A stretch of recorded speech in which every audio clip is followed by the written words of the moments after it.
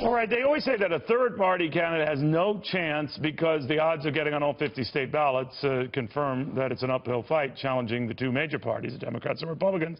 But here's the thing, if you are the Libertarian Party nominee, you are already on all 50 state ballots. So the only issue becomes, well, getting to be that candidate. And this is a guy who wants to do it because he was that candidate running once again off of the Libertarian Party nomination, former New Mexico governor and Republican presidential candidate, Gary Johnson, back with us. You broke the news on our show. We thank you for that. It got a lot of buzz for you. Got a lot of buzz, yeah, thank you. But, you know, you were kind of educating me the quasi-Byzantine rules of the Libertarian Party, how they go about. They have a big convention, right? Big convention, Memorial Day weekend, and states elect delegates to go to the national convention, and that's where the nominee So you don't have primaries per se. They all gather. Yep.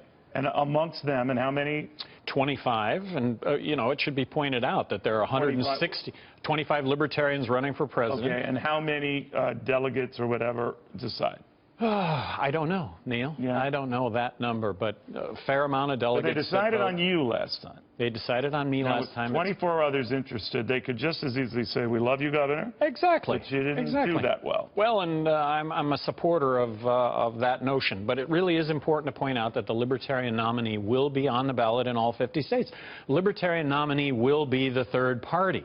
And for all the talk about independent candidates running, you know what? It's almost too late already.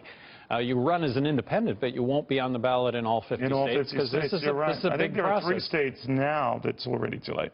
Many more by the spring. Many more that will follow, but what yes. if those who might not like their chances with the Republican, let's say Donald Trump, let's say Michael Bloomberg, they say, well, let me try this Libertarian thing because I can get on all 50 state ballots. Well, that's a possibility, and I think that would bring attention to the Libertarian Party. And how would you deal with that? Well, that would be a really good thing. You know, not if they're not true libertarians. Well, not if they're true libertarians. And is Donald Trump a libertarian? I don't think so.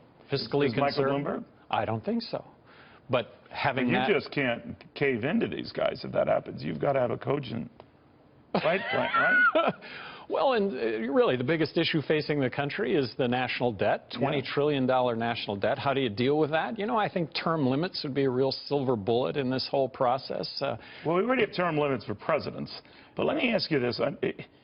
I always think the problem, and you and I chatted during the last go-around, that you were robbed of being in debates because I think you're a very effective debater, whether people agree or disagree. I think it's a voice, and yours is a voice that should be heard. But if you're not in the debates, you're not going to get any measure here. Exactly. So how do you get in those debates? Well, there's two routes. One is that if Trump is the nominee, if Hillary's the nominee, what is the other choice? Well, the other choice is the Libertarian candidate. But you've got to be polling well. And that we may be able to do that. But what do they say now? You have to be at 5% or better? 15%. Oh, 15. Yeah. Okay. But we're suing the Presidential Debate Commission on the notion that if you're on the ballot in enough states to mathematically be elected, that you should be included in the debates. Now, we'll see how that lawsuit their argument goes. always comes back, well, a lot of people mathematically can get on all 50 state ballots, but it doesn't mean they get invited to a debate.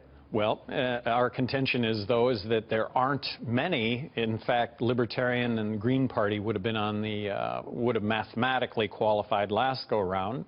This go-round, Libertarians will qualify. So but what if there are 3 others that are all on 50 state ballots? Well, then you would allow those. But as we were talking about, I don't think that that's possible right now. If you were a third party with $1 billion entering this tomorrow, you wouldn't get on the ballot in all 50 states because there's a process, and it's too late already. Now, running as a libertarian, your central premise is that government's out of control. Right? Government's out of control. But it's you're too also big. We should balance not socially conservative. You're more in the definition of a classical liberal, fiscally conservative, socially liberal. I think most people in this country fall in that category. And in other words, keep the politicians and the government out of my bedroom, out of my personal stuff, right? Allow me my individual freedom and liberty, and I'll be responsible for allowing me to do that. All right. Well, you pointed to me and just wanted to so Neil, you're safe, which is fine. I think that's good. Let me ask you, though, about how that factors out. The argument with a libertarian candidate is that he or she would take away votes from Republicans. In your case, you're a former Republican presidential candidate. You're a 2-term Republican governor. and that you would hurt your old party? Well, first of all, both parties are responsible for the national debt. I mean, yeah, it's going to be $20 trillion with Obama, but is it Obama's fault? Well, he hasn't helped at all, but Republicans had it before that, and they didn't help it either. You're right about that. So it's both parties. Yeah. Term limits, like I say, I do believe is a silver bullet when it comes to spending. I think if we had term limits, I think politicians would do the right thing as opposed to whatever it takes to get reelected. But that's a big issue. National security right now is really a big issue. Islamic terrorism is real. It needs to be dealt with. As Would libertarians, you spend more in the military? Well, no.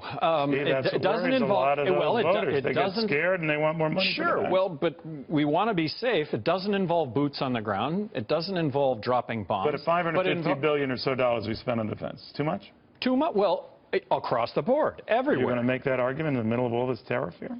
Well, that we address the terror threat by cutting off the funding to the Muslim Brotherhood, to Sharia, to Sharia law. Am I Islamophobic? Absolutely not. That's freedom of religion. Am I Sharia-phobic? Absolutely. That's politics.